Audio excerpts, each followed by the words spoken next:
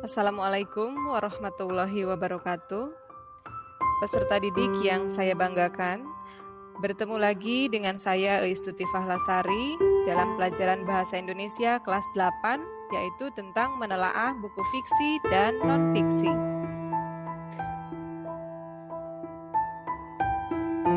Kade yang akan disampaikan yaitu menelaah unsur-unsur buku fiksi dan non-fiksi yang dibaca.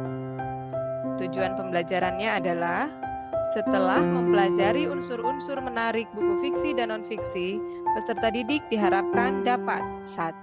Memahami perbedaan unsur serta ciri buku fiksi dan non-fiksi. 2. Dapat mempresentasikan informasi mengenai perbedaan unsur serta ciri buku fiksi dan non-fiksi dengan benar. Apa saja unsur-unsur buku fiksi dan non-fiksi? Paling khas dari perbedaan unsur-unsur buku fiksi dan non-fiksi adalah gaya bahasa dan informasi yang disampaikan. Untuk memahami lebih dalam tentang unsur-unsur buku fiksi dan non-fiksi, setiap bagian dalam buku harus dikupas tuntas, mulai dari sampul, bab pembahasan, sampai ungkapan yang digunakan untuk menarik minat para pembaca buku fiksi dan non-fiksi. Pengertian buku fiksi. Buku fiksi adalah sebuah karya yang dihasilkan oleh penulis berdasarkan imajinasinya. Isi dalam sebuah buku fiksi merupakan hasil imajinasi, khayalan, atau rekaan, yang berarti cerita yang dibangun oleh penulis bersifat fiktif atau tidak nyata. Jika Anda sedang mempersiapkan sebuah novel, berarti Anda sedang menyusun sebuah buku fiksi. Contoh buku fiksi adalah kumpulan puisi, novel, buku antologi cerpen, dan sebagainya. Pengertian buku non-fiksi adalah buku yang ditulis berdasarkan kenyataan. Buku jenis ini menyajikan suatu informasi dan pengetahuan baru. Buku non-fiksi bersifat informatif dengan bahasa yang jelas, akurat, dan disajikan apa adanya sesuai dengan fakta yang terjadi. Unsur-unsur buku fiksi. Yang pertama yaitu tema. Adalah ide pokok atau gagasan utama dalam sebuah tulisan. Unsur yang kedua, latar. Latar adalah keterangan mengenai tempat, waktu, dan suasana dalam sebuah cerita. Unsur yang ketiga, tokoh, yaitu setiap individu yang ada di dalam cerita dengan karakternya masing-masing. Terdapat karakter protagonis, antagonis, dan tritagonis. Unsur yang keempat adalah alur, yaitu rangkaian kejadian atau rangkaian peristiwa yang membentuk jalan cerita. Ada alur maju, alur mundur, dan alur campuran. Yang kelima, gaya bahasa adalah cara penulis menyampaikan ceritanya. Yang keenam, amanat. Amanat yaitu pesan yang ingin disampaikan oleh penulis kepada pembaca melalui cerita tersebut. Kemudian sekarang unsur-unsur buku non-fiksi, yaitu 1. Sampul buku. Pada bagian sampul ini biasanya memuat judul buku, penulis, nama penerbit, serta tahun terbit dan edisinya. Yang kedua, pokok bab buku. Pada pokok bab buku biasanya memuat kata pengantar yang sering disertai dengan ucapan terima kasih kepada pihak-pihak yang berjasa yang sudah membantu penulis dalam menyusun buku tersebut. Unsur yang ketiga pada buku non-fiksi yaitu judul bab dan subbab. Judul bab dan subbab ini biasanya dimuat juga pada bagian daftar isi untuk memudahkan pembaca mencari halaman yang akan dibaca. Unsur yang keempat yaitu isi buku. Isi buku merupakan unsur buku non-fiksi selanjutnya yang harus dipahami untuk mendapatkan informasi atau pengetahuan.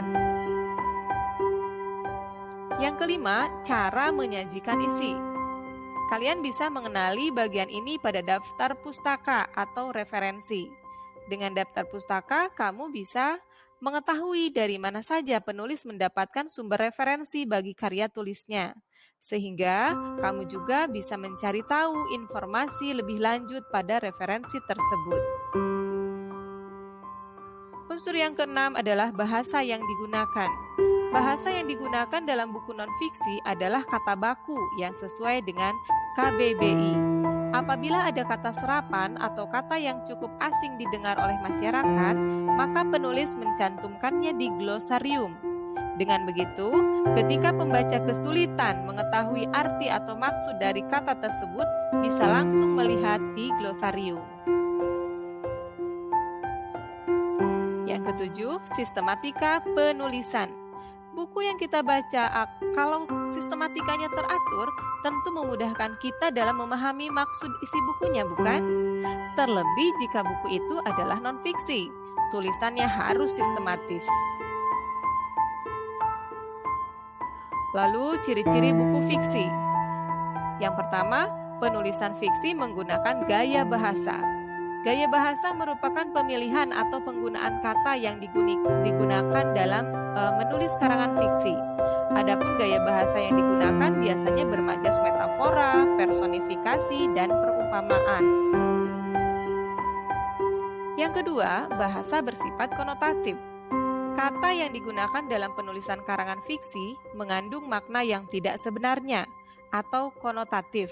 Hal ini menyebabkan pesan yang disampaikan penulis tidak disampaikan secara langsung dan tersamarkan. Yang ketiga, berdasarkan imajinasi atau khayalan. Dalam karangan yang bersifat fiksi, penggambaran kehidupan berdasarkan imajinasi penulis. Kemampuan imajinasi akan meningkat seiring berkembangnya kemampuan seseorang dalam berbicara dan berbahasa. Lalu ciri-ciri buku non-fiksi yaitu 1. Menggunakan bahasa formal. Ciri ini adalah ciri yang paling menonjol dari segi penulisannya. Buku non-fiksi disampaikan dengan menggunakan bahasa formal, sesuai dengan bahasa yang baik dan benar. Meskipun ada beberapa buku non-fiksi seperti buku motivasi dan referensi ditulis dengan menggunakan bahasa yang santai. Ciri berikutnya yaitu sifat katanya yang digunakan yaitu denotatif. Kata denotatif maksudnya adalah kata yang mengandung makna sebenarnya. Informasi yang disamarkan oleh penulis disajikan secara lengkap, to the point, dan tegas. Yang ketiga, berdasarkan fakta. Sifat dari isi berita pada karangan non-fiksi ini adalah fakta dan faktual sesuai dengan data yang diperoleh. Nah, peserta didik, demikian materi tentang menelaah unsur dan ciri buku fiksi dan non-fiksi. Terima kasih. Assalamualaikum warahmatullahi wabarakatuh.